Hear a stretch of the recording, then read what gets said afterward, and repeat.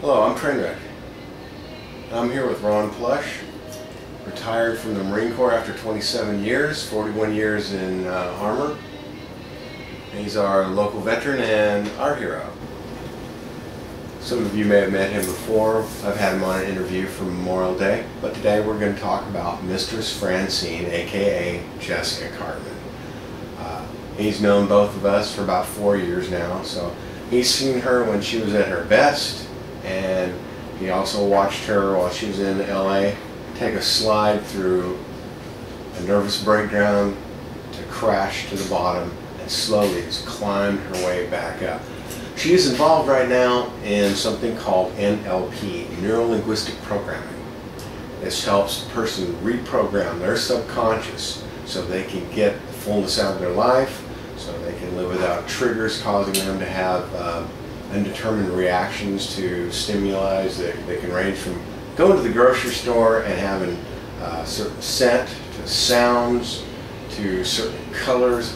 It could be anything that causes it. Shopping at a Goodwill store, for example.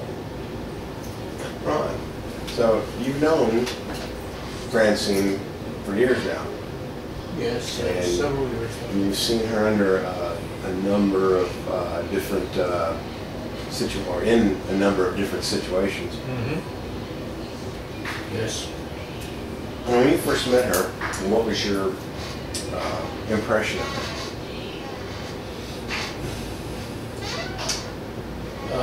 The first day I met Francine was in LA. Mm-hmm. And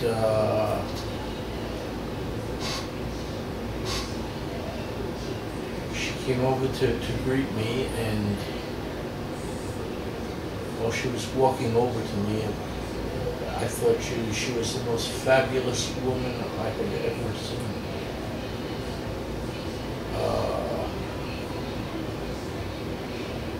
Was she intelligent and articulate?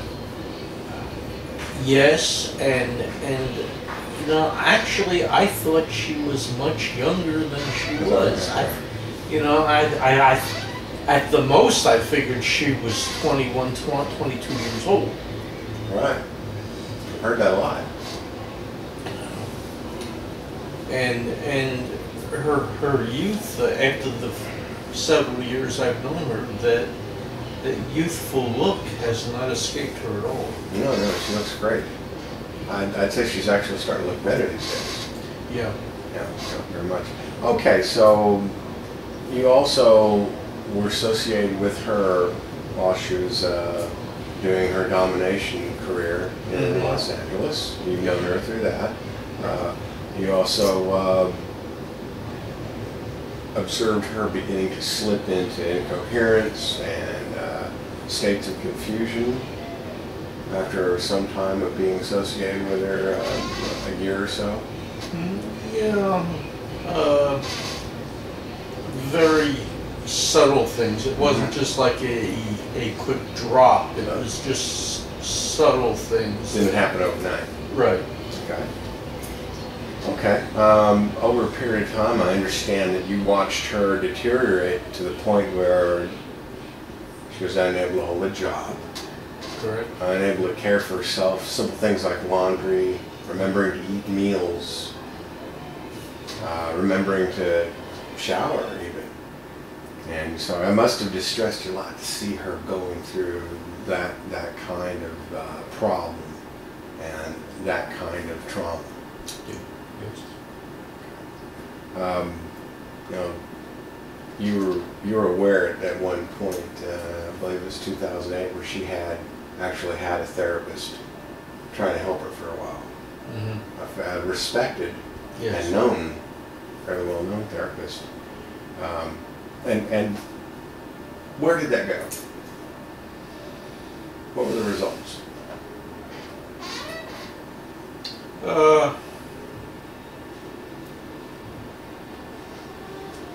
Sort of like an up and down, peaks and lows. Mm-hmm.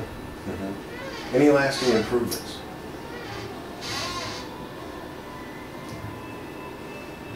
depends on how you define lasting, as rather short-term lasting or long-term lasting. How would you define it? Short-term. Short-term lasting. So they didn't stick with her for more than a little bit of time. Right, yeah. Okay. So you've observed this for, I guess that would be about the past 3 years, this being June of 2011. Yeah. Okay, now you were actually there one of the first nights that she had, speaking of, we have Francine here now. You're welcome to come on in and sit down. Thank you. Hi. Okay, so you were actually there one of the first nights that she had any support group experience and exposure to this new type of counseling and coaching help for PTSD and trauma sufferers called NLP. What were your impressions that first night?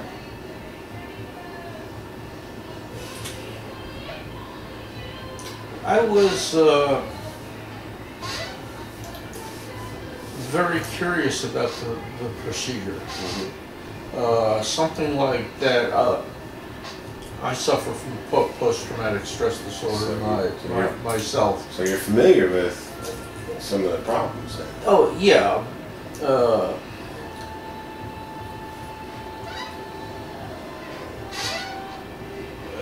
The people that work with me had tried hypnosis on me and things of that nature, which didn't work because they said I couldn't be hypnotized.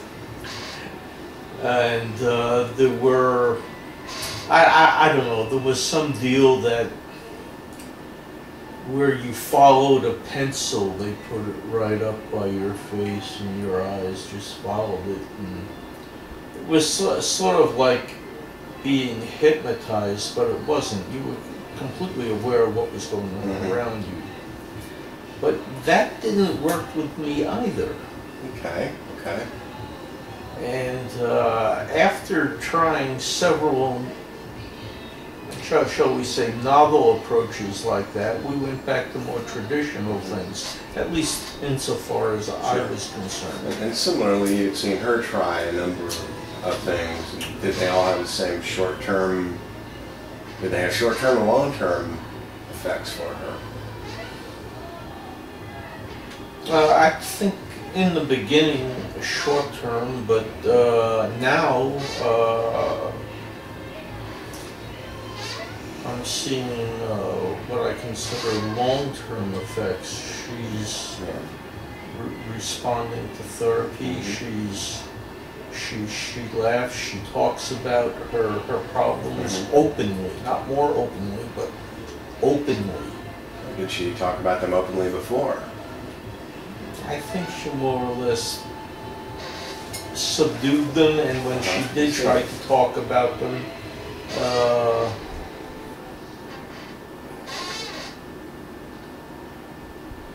it was choppy at best. She really didn't get into the substance of the problem. So some of it sounds like avoidance, if I may be so bold. And with other PTSD sufferers you've known, that I assume since you've been in programs, you've known some. I've seen the same things, and I've seen, well, I did the same thing. Okay. So now, was she showing these signs of improvement before she started receiving NLP coaching, or has these improvements been since then? I think since then. And have you seen any improvements as far-reaching prior to this? Even the short-term ones, have you seen any that were this rapid? No. No. This has been more like a complete transformation. Now, we don't have the time here to document certain traumas in her life that we both know about that are associated with her going to thrift shops like Goodwill stores. And in fact, Goodwill stores particularly have had problems with being a trigger for her to have flashbacks that we both observed, haven't we? Yeah, and